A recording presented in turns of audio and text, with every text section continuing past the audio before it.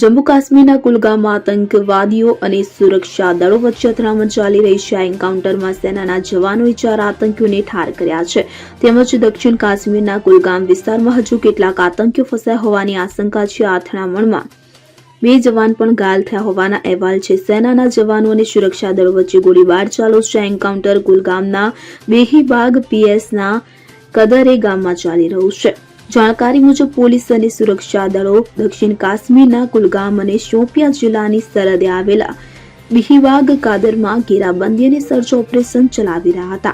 આ દરમિયાન 4-5 આતંકવાદીઓના જૂથ વિશે માહિતી મળી હતી. આ દરમિયાન સતર્ક સૈનિકો દ્વારા શંકાસ્પદ ગતિવિધિઓ જોવા મળી આવી હતી. જ્યારે તેને પડકારવામાં આવ્યો ત્યારે આતંકવાદીઓએ ભારે ગોળીબાર કર્યો હતો, જેના પગલે સૈનિકોએ તરત જ જવાબી કાર્યવાહી કરી હતી અને હજુ પણ સર્ચ ઓપરેશન ચાલુ છે. Bureau report CN24 news. હવે જુઓ દેશ દુનિયાની તમામ ખબરો તમારી આંગળીના ટેરવે. ઉઠાવો મોબાઈલ અને Google Play Store પરથી ડાઉનલોડ કરો અમારી CN24 ન્યૂઝ મોબાઈલ એપ.